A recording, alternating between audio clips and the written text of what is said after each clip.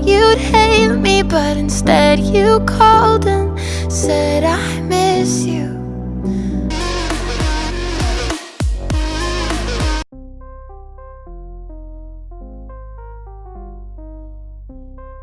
I feel really grateful. I feel like relieved that, you know, even one person has connected to it. I feel like the reason I love music so much is because it makes me feel like a part of something. It makes me feel like I am not alone in feeling my feelings. And so the fact that maybe my music, you know, has made anybody feel that way is like a really flattering thing.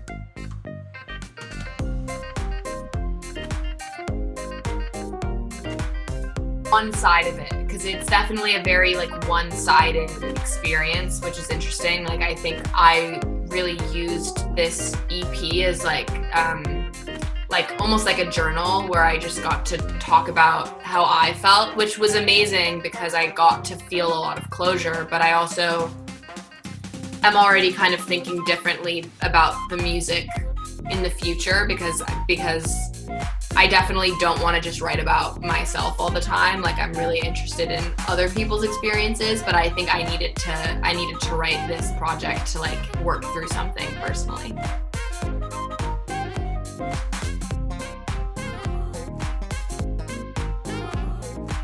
I don't know. I think anytime there's honesty in anything, like that is attractive to people, not necessarily in like a good, like in my experience, anytime I've listened or read or watched something that has been really honest, like I want to know more. And so anybody listens to my music, I still don't totally understand why, but I am grateful for it. And I hope it's because they feel like they can connect. Yeah.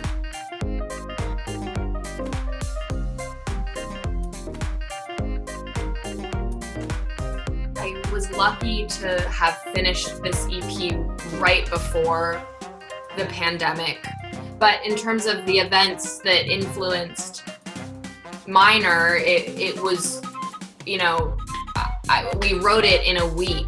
So it was a pretty quick experience, but it was like the most emotional week because it was like a year of carrying all these feelings based on the relationship, like a year of feeling like I was bottling things up and not writing about them necessarily. And then, you know, the week that we recorded and wrote the project,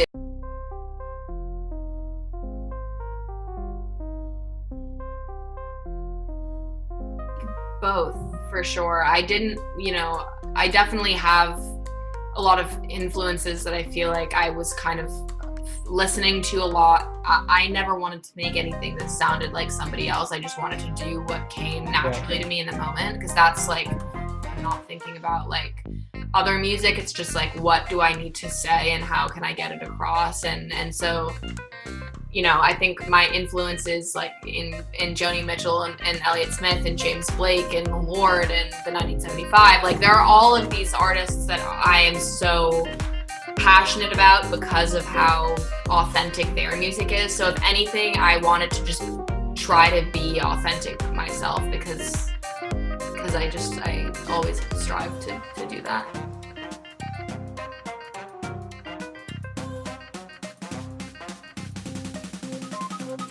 When I wrote that song, I had a lot that I wanted to say to a specific person, and I had not said any of it yet. And so it's interesting seeing people connect to the song and relating it to other circumstances, because I mean, it's an amazing thing to see, but I'm like very impressed by their ability to like connect it to something so personal themselves.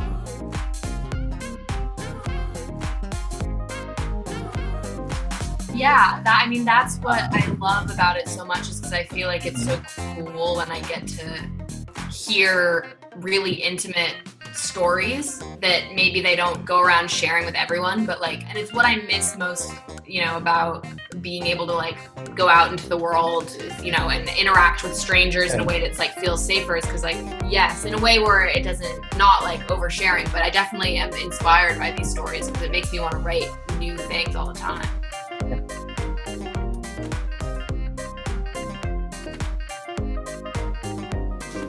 hard question. I feel like, I mean, it's kind of like an obvious one, but whenever I think about, and maybe it's because of the feedback I've gotten on this song specifically, but I Miss You, I'm Sorry, like that alone, like that statement to me, when I wrote it, I was just like, I felt like that was the most honest thing, because it's just like feeling like kind of desperation. I don't know if it's a helpful phrase, because it probably honestly isn't, but like that definitely I feel like cut deepest for me when I was writing. I just like felt very affected by that, which is why it's a long song title, but that's why it is the